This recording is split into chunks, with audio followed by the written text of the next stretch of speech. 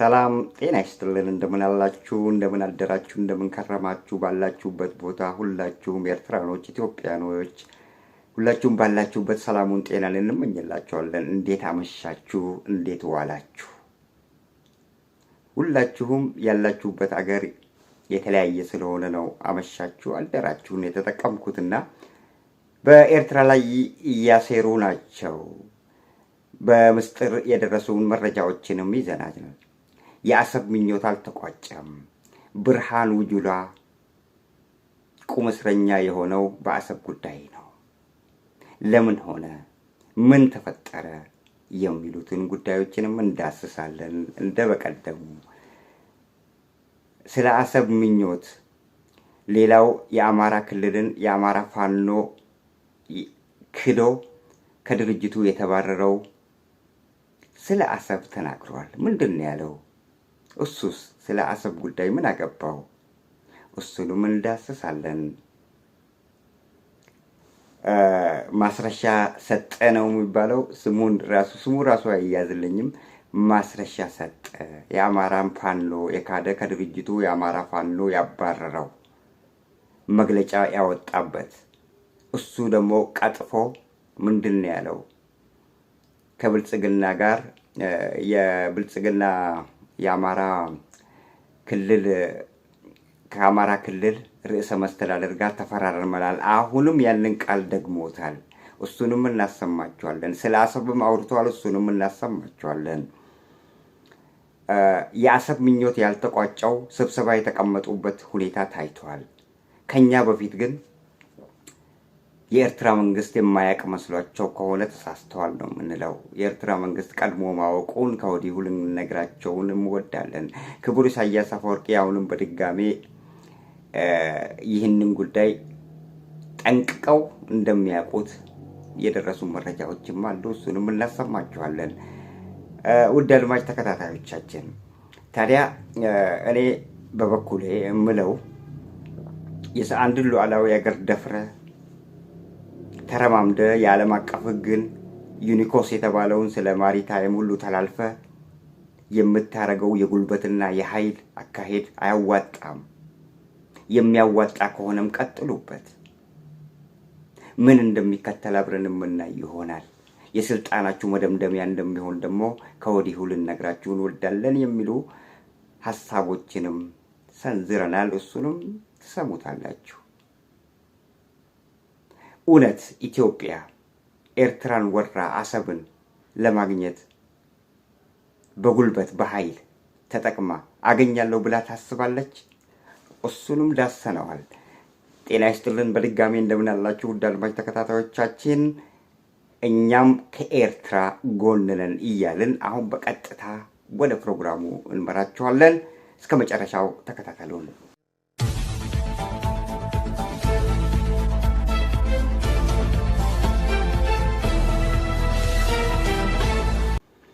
እኔ አሁን ሾልኮ የደረሰኝን በአሰብ ጉዳይ ላይ የሚያሰሙትን ሮሮና የሚያሰሙትን ማለት በድብቅ ነው ያደረግነው ብለው እየተወያዩ ያሉትን እንዴት ማግኘት እንዳለባቸው አሰብን እየተወያዩ ያሉትን እኔ በድብቅ ሾልኮ ከዛ ውስጥ የወጣ መረጃ ቢደርሰኝም ከኔ በፊት ግን ክቡር ኢሳያስ አፈወርቂ ጋር ነው ያለው ነገሩ። እና አትሳሳቱ ኢትዮጵያኖች፣ የብልጽግና ካድሬዎች። ምንድነው የተደረገው በዚህ ጉዳይ ላይ? ክቡር ኢሳያስ አፈወርቂ የነቁ ሰው መሆናቸው እስካሁን ድረስ አልገባቸውም። ኤርትራኖች የተኙ መሰላቸው እንዴ? ለመሆኑ ሰው ደግሞ አንድን ነገር ሲፈልግ በእንደዚህ አይነት ሁኔታ ነው እንዴ የመጣ ሁሉ ስለ አሰብ እንዴት ማግኘት እንዳለባቸው ነው የሚያወራው? በምን አይነት ዘዴ እናገኝ ብሎ መስማማት ከኤርትራ መንግስት ጋር እንጂ ከኢታማጆር ሹሞቹና የጦር መሪዎች ጋር አይደለም። ሰራዊቱን የሚመሩት በቀደም ለታ ማረግ በማረግ አብይ ያደረጋቸው ሹማምንቶች እነሱን ሰብስቦ በቤተ መንግስት ውስጥ እንዴት ነው አሰብን ማግኘት የምንችለው እስቲ እንነጋገር ተብለው ቁጭ ብለው በድብቅ ስብሰባ አድርገዋል። አሁን ብርሃኑ ጁላ ሰሞኑን የቁም እስረኛ እንደሆነ በዛሬው ቪዲዮ ላይ አስቀምጠነዋል። አሁን መረጃው ከመድረሱ በፊት ግን የሰማነው ብርሃኑ ጁላ ምንድነው የጠየቀው? ብርሃኑ ጁላ የጠየቀው እኔ ደክሞኛል፣ ትልቅ ሰው ነኝ፣ እድሜም ገፍቷል፣ እርጅና ተጫጭኖኛል፣ ስለዚህ ጡረታ ልውጣ ብሎ ነው የጠየቀው ብሎ ነው መረጃዎች የደረሱን መጀመሪያ። ከዛ ውስጡን እንደዛ ስንጠይቅ ነገሩ እንደዛ አልነበረም። በአሰብ ጉዳይ ላይ ቁጭ ብለው ተወያዩ። በሚወያዩበት ጊዜ ሌሎቹ ሁሉ እሺ አሉ። ማለት በኃይል በጉልበት የኤርትራን ሉዓላዊ አገር ደፍረው አሰብን አግኝተው የኢትዮጵያን ሕዝብ እንደተባለው ያውና አብይ አሰብን ያው በእጁ አስገብቷል እንዲባሉና እንዲሞገሱ ነው የተፈለጉት። ነገር ግን ብርሃኑ ጁላ ከውስጣቸው ብርሃኑ ጁላ በኤርትራ ሰራዊት ተማርኳል። ከዚህ ቀደም ኤርትራኖች ምን እንደሆኑ ያውቃቸዋል። የዋህ ናቸው፣ ጎበዞች ናቸው፣ ሰውን ይወዳሉ፣ ሰውን ያቀርባሉ፣ አይገሉም። ምርኮኛን አይገሉም፣ ምርኮኛን ይንከባከባሉ፣ ራሳቸው ሳይበሉ ያበሉታል። እንደዚህ አይነት ባህሪ ነው ያላቸው። ኤርትራኖች የማይፈልጉት ነገር ቢኖር ውሸትን አይፈልጉም፣ ቅጥፈትን አይፈልጉም። እና ብርሃኑ ጁላ በእነሱ ተማርኮ በእነሱ እጅ ነበረ። እዛ ውስጥ በኦሮምኛ ራሱ ዘፈን ሲዘፍን ነበረ በዛ በኤርትራ ሰራዊት ውስጥ። እና ኤርትራኖች ምን እንደሆኑ ምን አይነት ሰዎች እንደሆኑ የዋሆች፣ ሰውን የሚወዱ፣ ሰውን የሚያቅፉ፣ ካልነኳቸው ሰውን የማይነኩ ረጋ ያሉ መሆናቸውን ጠንቅቆ ያውቃቸዋል። በጦርነት ከመጣህም ምን አይነት ጎበዞች እንደሆኑ ስንት ጀግኖች እንዳሏቸው በደንብ ጠንቅቆ ያውቃል። የተማረከም ነው። አሁን ምንድነው የተባለው በስብሰባው ላይ ኦንሊ ብርሃኑ ጁላ ብቻ ይሄ ነገር አያዋጣንም፣ እነዚህ ሰዎች አልነኩንም፣ አሰብን በድርድር እና በሰላማዊ መንገድ መፈለጉ ይሻላል፣ ያ ካልሆነ በስተቀር በጦርነት እንደገና ዳግም ሌላ ጣጣ ውስጥ ነው የምንገባው። የኛ ወታደር እንደምታዩት ደካክመዋል። ከአማራ ጋርም እየተዋጋ ነው። ከኦሮሞ ነጻነት ግንባር ጋር እዚህ ጋር እየተዋጋ ነው። ስለዚህ ሌላ መፍትሄ ብንፈልግ ይሻላል ብሎ ሲላቸው እንዴት እንደዚህ ትላለ ብለው እዛው ያዙት። የዚህን ጊዜ ምን ማድረግ ነበረበት? እሱም በቃ እንደዚህ ካላችሁ እሺ እኔ ጡረታ ልውጣ፣ እናንተ ቀጥሉበት እኔ ያላቸው። ይሄ ነው እንግዲህ መጀመሪያ የደረሰን ዜና። ግን ምን ነበረ? ብርሃኑ ጁላ ኢታማዦር ሹም ብርሃኑ ጁላ ጡረታ ጠይቆ በጡረታ ምክንያት እምቢ ብለውት ቁም እስረኛ አድርገውታል እና የተባለው አይደለም። ነገሩ እንዲህ ነው።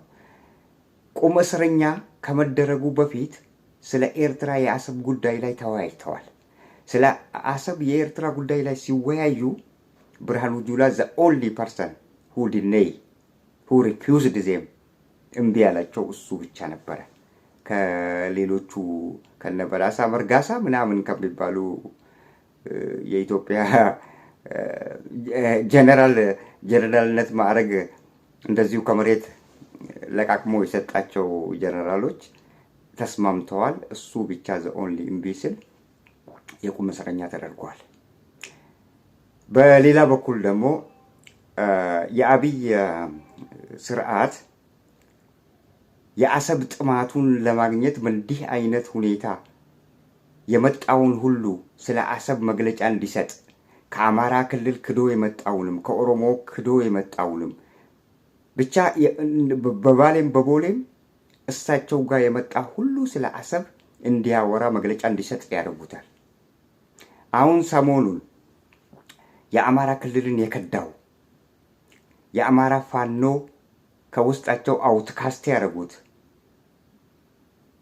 ሰውዬ ማስረሻ ሰጤ የተባለው ይህ ማስረሻ ሰጤ ከብልጽግና ጋር ተልእኮ አለው ተብሎ ነው ተጠርጥሮ የፋኖ የአፊሃድ ፋኖ ጦር ሰራዊት ደርሰውበት ከንቱኑ ያባረሩት ከፋኖ ትግል ውጪ ከስልጣኑ ያሽቀነጠሩትና ያባረሩት። ከዛ ካባረሩት በኋላ ቀጥታ እንትን ነው ሄደው ብልጽግና ጋር ነው ሄደው። ምክንያቱም ተልእኮ ነበረው። አብረው ሲያወሩና አብረው ሲመሳጠሩ ስለነበረ ተባረረ። በተባረረ ወቅት ላይ ምን አይነት ፊልም እንዲሰራ ተደረገ? የአማራ ፋኖና የአማራ ክልል መንግስት ታረቁ፣ ተፈራረሙ የሚል ሐሰተኛ እጅግ የቀጠፈ ዜና እንዲሰራ ተደረገና በዛ ዜና ላይ መግለጫ እንዲሰጥ አሁን ደግሞ መግለጫ እንዲሰጥ። ምክንያቱም ከትላንትና ወዲያ የፋኖ አደረጃጀት መግለጫ ሰጥቷል። ማስረሻ ሰጠ ከድርጅቱ በርካታ ገንዘቦችን ይዞ አጭበርብሮ በእጁ እያለ ከብልጽግና ጋር በመመሳጠር እና የፋኖን ድርጅት በመናድ በተጨባጭ ማስረጃዎች ስለተገኙበት ከድርጅታችን አባረነዋል ብለው ነው ያባረሩት። ያ አሁን ተመልሶ ስለ አሰብ ጉዳይስ ምን አገባው ይህ ሰው? ስለ አሰብና ስለ ኤርትራ ስለ ወደብ ጉዳይ ምን አገባው? እሱ ጭምር ስለ አሰብ ሲናገር ነበር። እስቲ እናሰማችሁ። የአሰብ ጉዳይ፣ የወደብ ጉዳይ፣ የአሰብ ጉዳይ፣ የወደብ ጉዳይ፣ የአሰብ ጉዳይ፣ የወደብ ጉዳይ፣ በዚህ ጉዳይ ላይ ከመንግስት ጋር አብረን የምንሰራ አብረን የምንታገልበት የሀገራችን ጥቅምም መሆኑን እንዲታወቅልን እንፈልጋለን። አሁን እዚህ ላይ ይህ ሰውዬ አንድ በግድ የተሰጠውን እንዳነበበ ነው የሚመስለው። በአሰብ ጉዳይ ላይ ከመንግስት ጎን ቆመን ከመንግስታችን ጋር እንታገላለን። በትግል ነው የሚፈልጉት፣ በኃይል ማለት ነው። እንታገላለን ማለት ምንድን ነው? አማርኛ ቋንቋ እንታገላለን ማለት በትግል ማለት ምን ማለት ነው? በጠመንጃ ፈሙዝ ማለት አይደለም። ሌላ ትግል አለው? በሰላማዊ መንገድ ብሎ ተናገረ ይህ ሰውዬ? አልተናገረም። በትግል ሚንስ በጠመንጃ ፈሙዝ በኃይል በጉልበት ማለት ነው። አንድ ሉዓላዊ አገር ደፍረን የዓለም ሕግ ያወጣውን ኢንተርናሽናል ሎውን ተላልፈን ኤርትራን ወግተን አሰብን የግላችን እናረጋለን ነው። አሁን በግድ ያነበበ ነው አይደለም? ይሄ ሰውዬ የተሰጠውን ያነበበ ነው። እና በዚህን ጊዜ እስቲ አቶ ማስረሻ ሰጠ ከሃዲ የብልጽግና ካድሬ አማራን ራሱ ክደሃል። የአማራን ፋኖ ክደህ ከድርጅቱ ተባረሃል። ከድርጅቱ የተባረርክ ሰውዬ፣ ስለ ትግል ምንም የማታውቀው ሰውዬ፣ በምን አይነት ሁኔታ ነው አንተ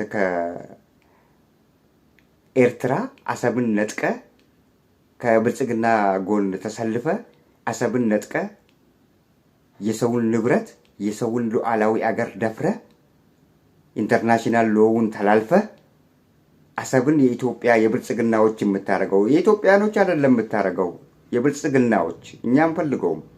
እኛ አሰብን ከወንድሞቻችን ጋር እንዴት እንደምንጠቀም ለወደፊቱ እሱ ጊዜ ይመጣለታል። በፍቅር ለዛው እንደዚህ እየተቃቀፍን የምንጠቀምበት ጊዜ ይመጣል። አሁን ግን እኛ ኢትዮጵያኖች አንፈልገውም አሁን። ምክንያቱም በዚህ ስርዓት ውስጥ አንፈልገውም። በኃይል በጉልበት እኮ እንወስዳለን አሰብን፣ የኛ እናረጓለን እኮ ነው የሚለው ማስረሻ ሰጤ። ትላንት የፋኖ አደረጃጀቱ ውስጥ ስልጣን ተሰጥቶት ከዛ በስልጣኑ በመባለጉ ምክንያት የተባረረ የሰው ገንዘብ የህዝብ ገንዘብ ሰብስቦ ጠፋ የተባለና መግለጫ የአማራ ፋኖ ያወጣበት ሰውዬ በምን አይነት ሁኔታ ነው አሰብን ከብልጽግና ጎን ቆመን ታግለን አሰብን ምኞት ሆኖ ይቀራል? ሂድ ሌላ የቤት ስራ። ኤርትራኖች ተኝተዋል። አንተ ይሄንን ስታረግ አስቀድሞ የኤርትራ መንግስት ምን እየሰራችሁ እንደሆነ ያውቃቸዋል። ባለጌ እንዲህ የቀጠፈ በዛ ላይ እኮ የአማራን ፋኖ ክዶ መጥቶ እኔ ከአማራ ክልል መንግስት ጋር የሰላም ፍርማ ተፈራርመናል ብሎ ዛሬ መግለጫ የሰጠ ነው። እዚህ መግለጫ ላይ በምን አይነት ሁኔታ ነው ኤርትራኖችና አንተ ኤርትራኖች ሞኞች መሰሉ እንዴ? ብልጦች ናቸው፣ ካንተ በላይ ናቸው፣ የተማሩም ናቸው። አንድ ያልተማረ የኤርትራ ዜጋ አታገኝም። ከ98% ኤርትራኖች ተምረዋል፣ ጎበዞችም ናቸው። ምን የሰው ልክ የሚያውቁ ናቸው። ሰውን የማይነኩ፣ የማይደፍሩ፣ የማይሳደቡ የዋህ ህዝቦች ናቸው። በዛ ላይ እኛ እንወዳቸዋለን። ለጥቅም ግን አንወዳቸውም። ወንድማማቾቻችን እህትማማቾቻችን ስለሆኑ ነው የምንወዳቸው። እኛ we are really love them። ግን እናንተ የምትሉት በጉልበት በኃይል በጠመንጃ አፈሙዝ ሂድና ሞክር። በመጀመሪያ ደረጃ ወደ ኤርትራ አንድ ጥይት ስተኩስ መጀመሪያ ማንቆርታችሁን ይዞ ያንን የኖቤል ሽልማት የሚቀበላችሁ ድርጅት ፊት ለፊታችሁ ቆሞ አምጡ ነው የሚላችሁ። የመጀመሪያው በዛ ትከስራላችሁ። አንድ እሱ ነው። ኖቤላችሁ ይቃማል። ኤርትራ ላይ አንድ ጠመንጃ እንተኩሳለን ብላችሁ ካሰባችሁ። ሁለት ኤርትራኖች ተኝተው የሚጠብቋችሁ እንዳይመስላችሁ። አንድ ጥይት ስትተኩሱ ማአተሺ ነው የሚዘንብባችሁ። ያላችሁን ትርፍራፊ የጦር ሰራዊታችሁን ትጨርሳላችሁ። ጦርነት ከፍተን በጉልበት እንወስዳለን ብላችሁ የምታስቡ ከሆነ ኤርትራኖች የተኙ ከመሰላችሁ ግን ተሳስታችኋል። ንቁ ናቸው። ምን ጊዜም 24 hours ኤርትራኖች አንድም ጊዜ በሳዋ ማሰልጠኛ ውስጥ ስልጠና ያልተሰጠበት ወርና አመታት የለም። እናንተ ግን አንድን ነገር ለማድረግ ስትፈልጉ ብቻ ሮጣችሁ ስልጠና ሰጣችሁ ለብ አድርጋችሁ ወታደር እንደ ፍየልና እንደ እንስሳ ነድታችሁ በደርዘን የሚቆጠሩ በአንድ ጊዜ በደርዘንና በሜካናይዝድ የሚቆጠር ሰራዊት ሁሉ ያልቅባችኋል። ክፍለ ጦር ሁሉ ያልቅባችኋል። ኤርትራኖች ሰውን አይነኩም። ኤርትራኖች እስካሁን ድረስ እናንተ እንደዚህ በበበ ስትሉና በመግለጫ ላይ መግለጫ እንዴት መውሰድ እንዳለባችሁ በየዜና ሁሉ የሚመለከተው የማይመለከተው ሁሉ ስለ አሰብ ጉዳይ ሲያወራ እስቲ ከኤርትራ አንድ ነገር ሰምታችሁ ታውቃላችሁ? ኤርትራኖች ስለ እናንተ አንድ ነገር አንስተው ያውቃሉ? ከነመፈጠራችሁም ተረስታችኋል። ዝም ብላችሁ የሰው ሉዓላዊነት አገር ለመድፈር የምታረጉት እንዲህ አይነት መሽኮርመምና እንዲህ አይነት የልብ ተሰምቷችሁ ልክ ሁሉንም ነገር በጉልበት ማድረግ እንደምትችሉ እንኳን እናንተ ከዚህ ቀደም ጉልበት አለኝ ብሎ ጣጥ ብሎ ህዝብን የጨቆነ ሁሉ በዜሮ ነው ተደምሮ የቀረው። ኤርትራኖች አልነኳችሁም። ኤርትራኖች እስከዛሬ ድረስ የኤርትራ መንግስት አንድ ቃል ስለእናንተ አላወራም።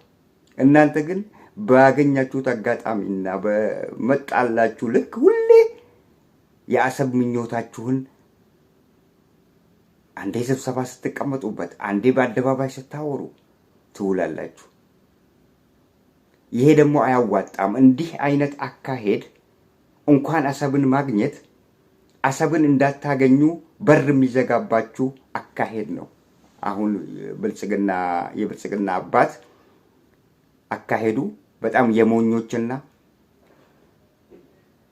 በጣም ህፃን ልጅ የማያስበው አስተሳሰብ ነው ይዞ የሚሄደው። በእንዲህ አይነትማ የሰውን ሉዓላዊ አገር ውስጥ ያለን ንብረት መውሰድ አይቻልም።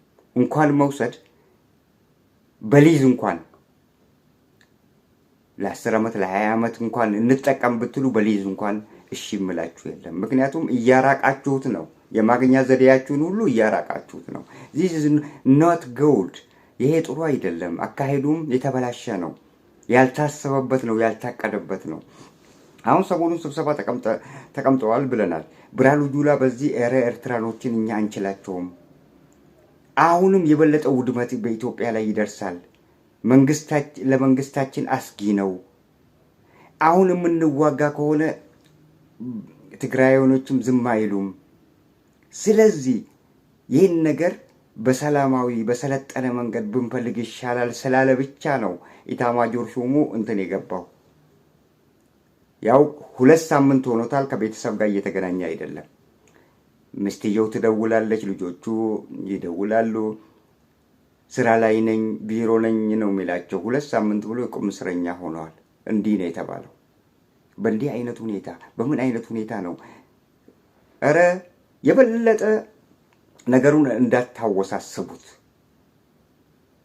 የኤርትራ መንግስት ስለ ኢትዮጵያ አንድ ቃል ተናግሮ አያውቅም።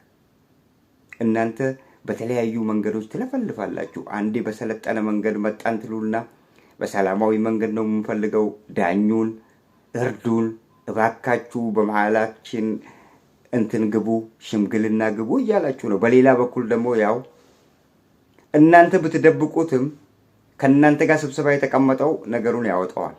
እናንተ ብትደብቁትም መግለጫ ስጥ የተባለው ልክ አሁን ሰጤ የተባለው ሰውዬ ከአማራ ክልል ፋኖ የካደው ያው በትግል እኮ ነው ያለው። በምንድን ነው ያለው? እንድገመው እንዴ? በትግል እኮ ነው ያለው። እስቲ እንድገመው።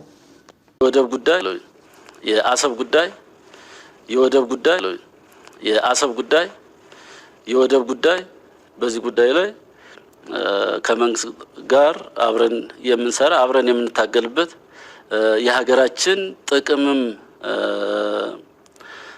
መሆኑን እንዲታወቅልን እንፈልጋለን።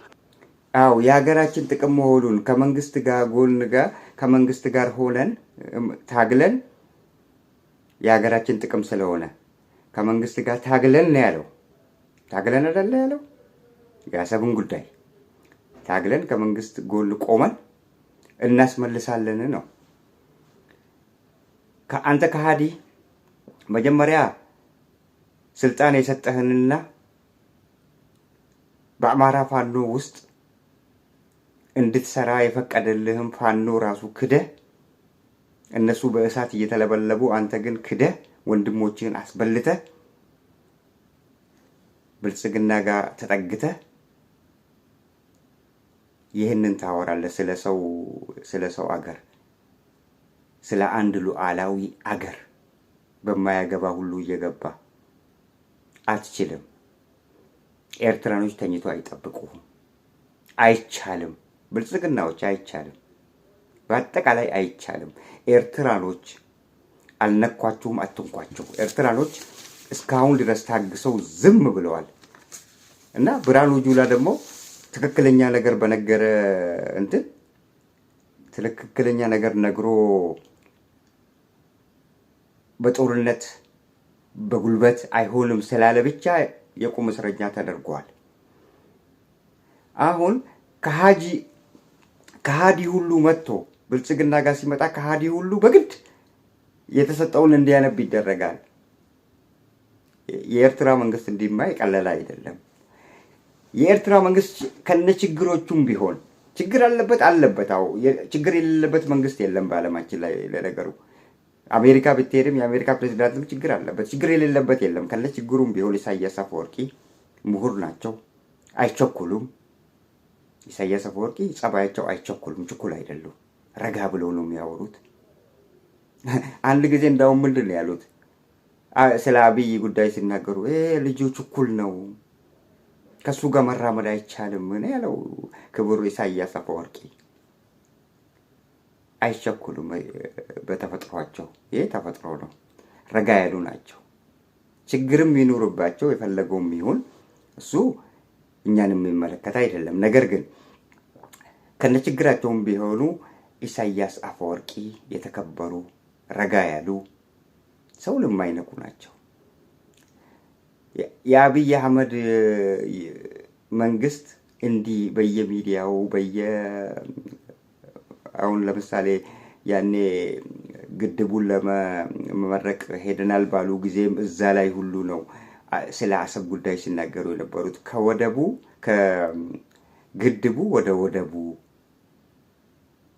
ከግድቡ ወደ ወደቡ እንዴት ነው ትዘላላችሁ? በአየር ላይ ዘላችሁ ተስፈንጥራችሁ ነው እንደዛ የምትሄዱት? ምኞት ነው ይሄ ምኞት ነው፣ ተስፋ ሆፕ።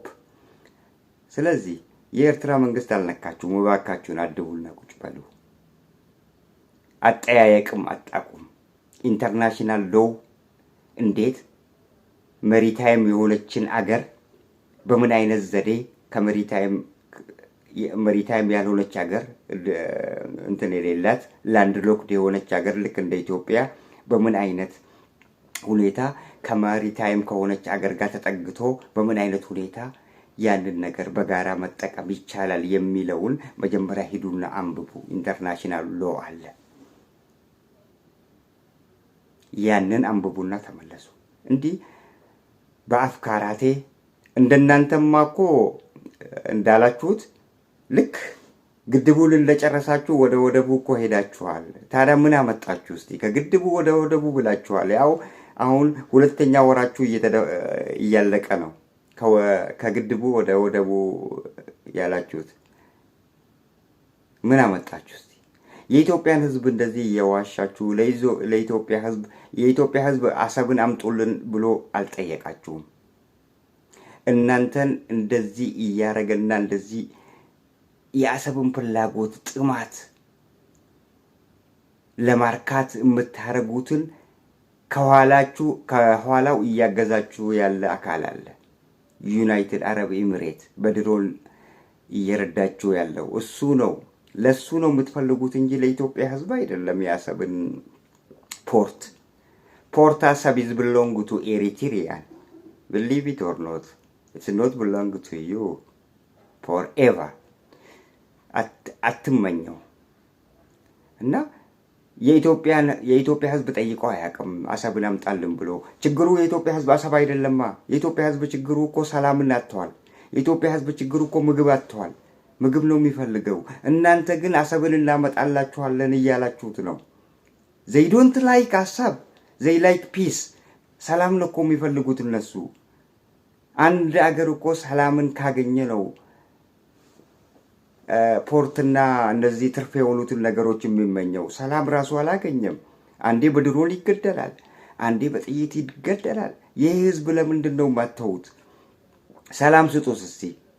እናንተ የፈለጋችሁትን አድርጉ። የኤርትራ መንግስት ከራሱ ላይ ነው የሚከለክላችሁ።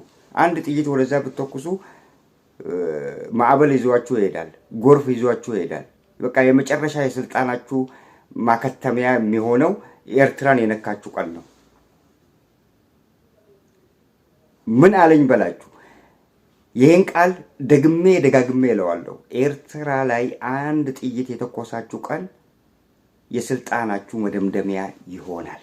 ፎርኤቨር የብልጽግና ማክተሚያ ይሆናል። ኢንድ ኦፍ ፕሮስፐሪቲ ፓርቲ ኢፍ ዩ ስትራይክ ኤ ዋር አጌንስት ኤሪትሪያን ዛት ኢዝ ዘ ኢንድ ኦፍ ፕሮስፐሪቲ ፓርቲ የመጨረሻ ይሆናል። ይሄንን ማወቅም አለባችሁ። ካላወቃችሁ ደግሞ ደጋግሜ እነግራችኋለሁ። ኤርትራኖች አልነኳችሁም፣ ወንድሞቻችሁ ናቸው። ልክ ብርሃኑ ጁላ እምቢ እንዳለው እምቢ በሉና ቁጭ በሉ። እምቢ ማትሉ ከሆነ ከአብይ ጋር በአንድ ጎርፍ ተወስዳችሁ እዛ ሶማሊያ ትሄዳላችሁ። እና ኤርትራኖች በዚህ ጉዳይ ላይ ምንም የተናገሩት ነገር የለም። ምንም ነገር አልተናገሩም። ወደ ሌላ ጉዳይ እንሻገር። ምክንያቱም አርስቱ የተያያዘ ነው። ሁለቱም ስለ ኤርትራ እንትን ፍለጋና የአሰብን ምኞት ማርኪያና ይሄ ሰውዬ መጥቶ የተናገረው ከአማራ ክልል የካደው አማራ ክልልን የአማራ ፋኖን ክዶ አባረውት በቀደም ለታ በትክክል ነው የታረቅነው ብሎ ነው አሁን መግለጫ የሰጠው። እስቲ እናዳምጠው። የአማራ ፋኖ ህዝባዊ ድርጅት የውጭ ጉዳይ መምሪያ ኃላፊ እንደሚታወቀው ያው ሰሞኑን በአማራ ፋኖ ህዝባዊ ድርጅትና በተለይም በክልሉ በአማራ ክልል መንግስት መካከል ሲደረግ የቆየው ድርድር ፍጻሜውን አግኝቶ ለህዝባችን ጥሩ ተስፋ ለሰራዊቱም አጠቃላይ ለኢትዮጵያ ህዝብ ተስፋ ያው እንግዲህ እንደዚህ ነው የሚቀጥፉት። አሁን ትላንትና ፋኖ የሰውዬ መባረሩን በማስረጃ አቅርበዋል።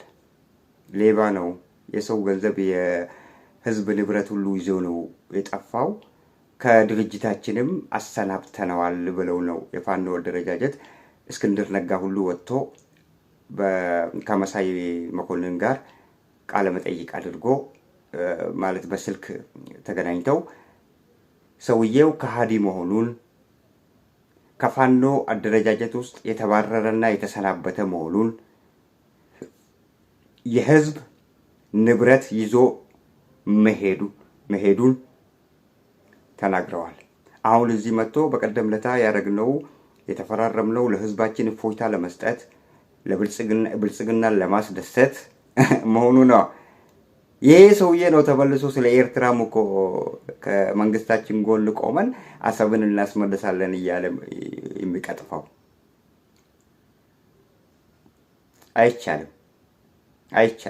አይቻልም ብለናቸዋል። እና የማይቻል ነገር ላይ አይናቸውን እያፈጠጡ ነው የሚገኙት ብልጽግናዎች። አሁን ከአማራ ፋኖ ጋር በገሃዱ ዓለም በትክክለኛው ማለት በማያወናብድ በማያወላውል ሁኔታ ትላንት ያስታጠቁትም ራሳቸው ብልጽግናዎች ናቸው። ዛሬም ለእርቅ መምጣትና በጠረጴዛ ዙሪያ ችግሮችን መፍታትና በገሃዱ ዓለም በትክክለኛው ጦርነቱን ማራዘሙን ትተው በሰለጠነና በተማረ ኃይል ተጠቅመው እርቅ ቢፈልጉና ቢታረቁ አይሻልም? እንዲህ አይነት ፕሮፓጋንዳ ከማንዛትና የመጣ ሁሉ ስለ አሰብና ስለ የካደው ክደት የፈጸመበት ድርጅት ሲያወራ ከብልጽግና ጋር ተፈራርመዋል። ታዲያ ጦርነቱ ለምን አልቆመም? የአማራ ፋኖ ጋር ስምምነት ላይ ከደረሳችሁ እኮ ትላንት እየተዋጉ ነው። ትላንት እኮ ኮረም አካባቢ ውጊያ ነበረ ከፋኖ ጋር። ያ ለምን አልቆመም? የአማራ ፋኖ ጓዶቹን የካደ ማስረሻ ሰጠ የተባለው በአሰብ ጉዳይ ላይ ህይወቱን መስዋዕት አድርጋለሁ ብሎ ሲናገር ትንሽ እንኳን አይቀፋውም? ህዝብህን ራሱ ክደሃል።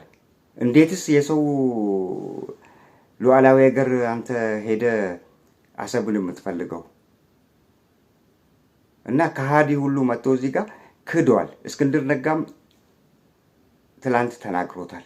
በዚህ ጉዳይ ላይ ምንም የሚያወላውል የተደመደመ ነገር ነው።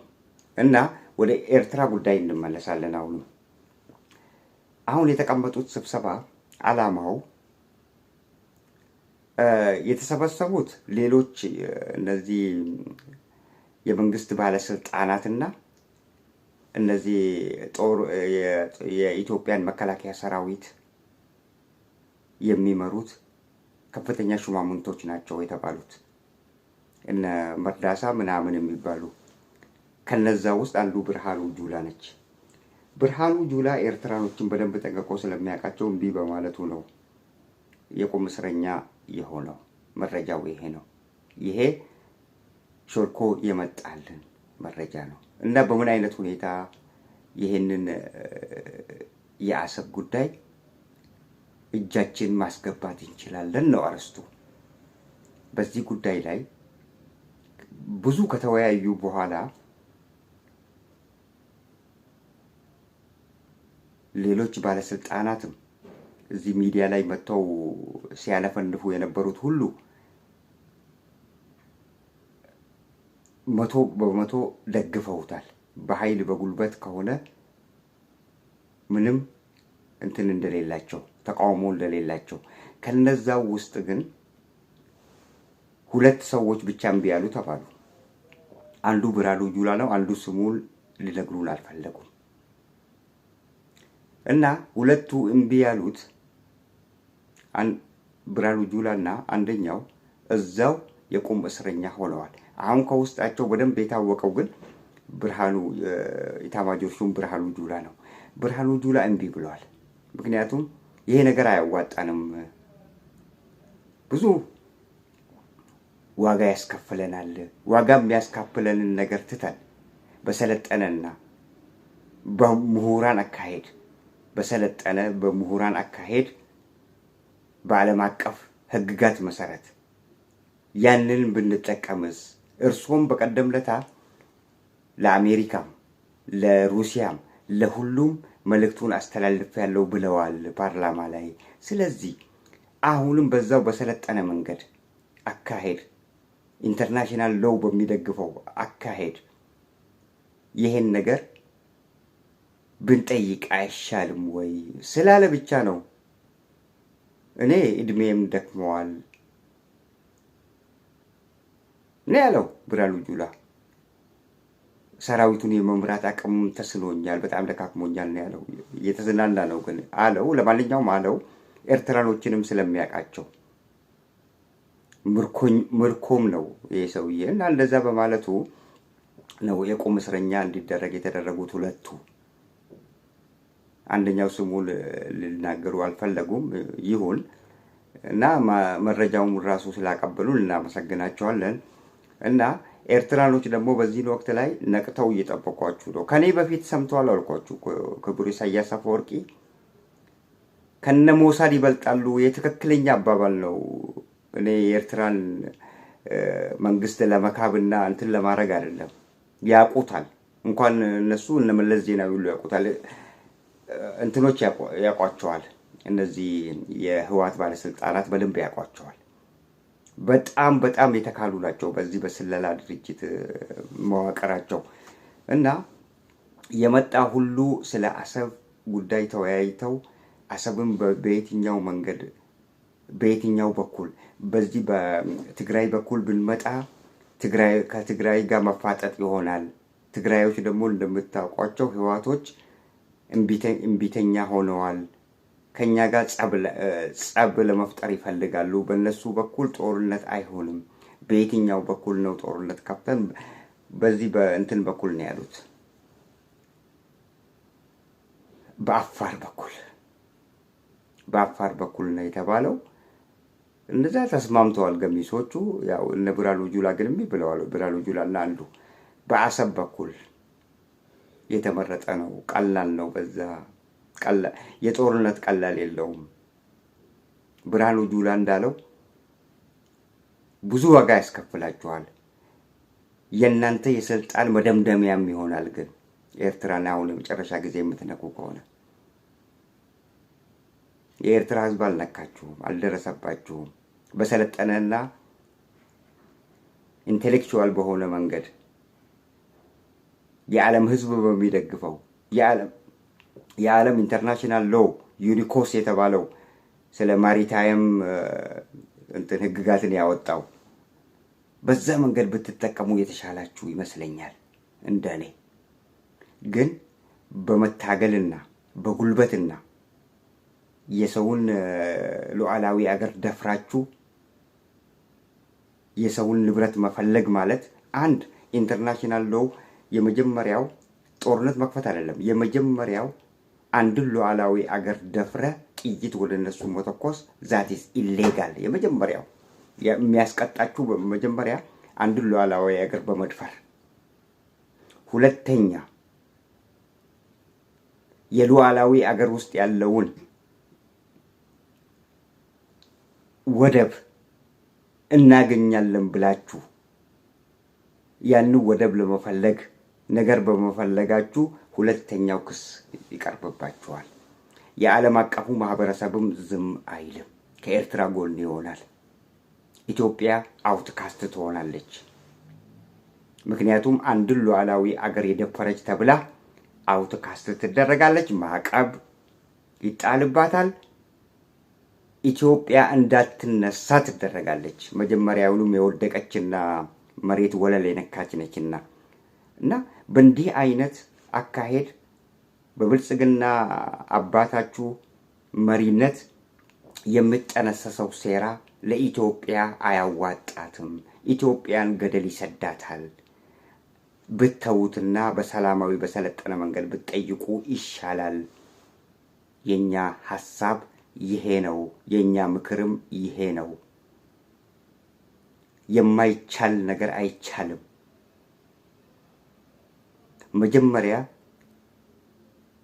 የዓለም ማህበረሰብን አወያዩ እስቲ።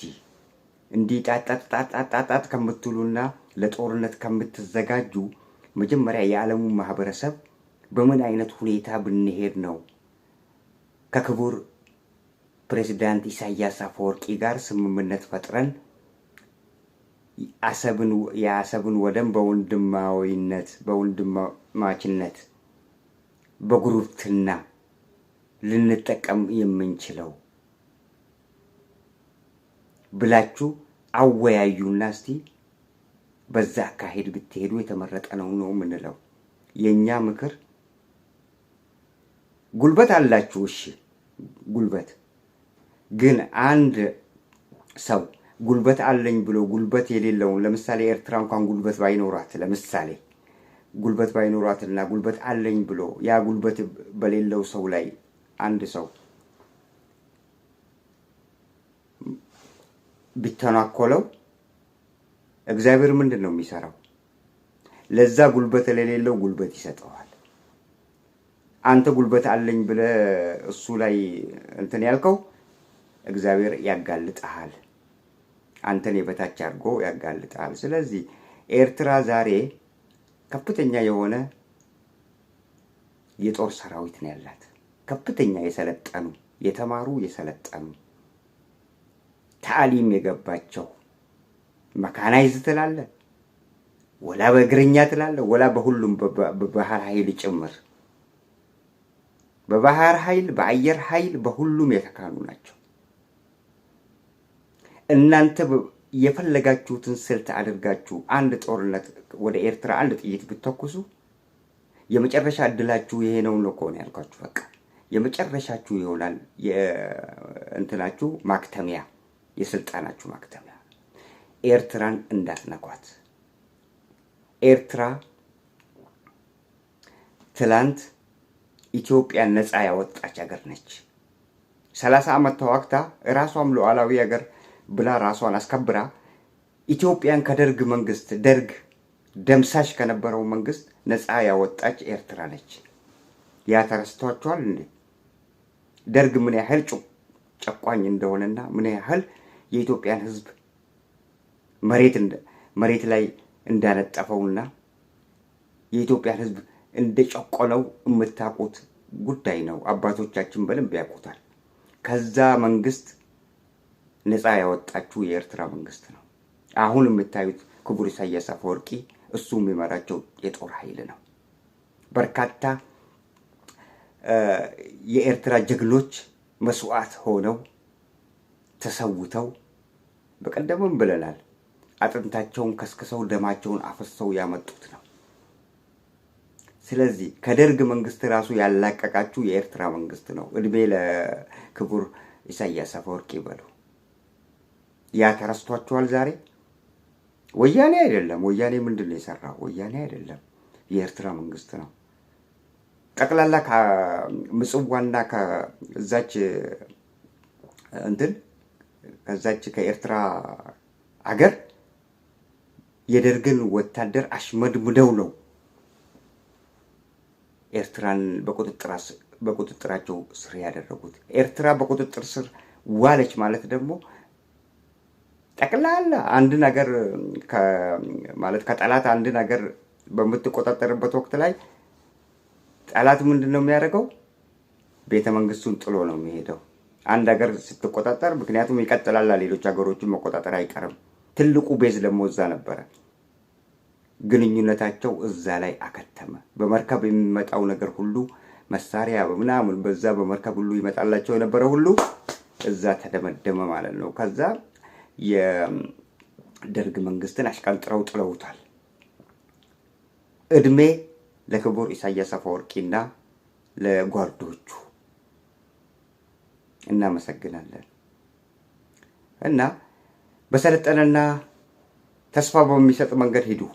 የማትሄዱ ከሆነ ደግሞ የስልጣናችሁ መደምደሚያ ይሆናል። እኛ ነግረናችኋል። ውድ አድማጭ ተከታታዮቻችን ብዙ አውርተናል መሰለኝ። ዛሬ እዚህ ላይ እናበቃና በሌላ ፕሮግራም እንገናኛለን። ቸር ያገናኘን።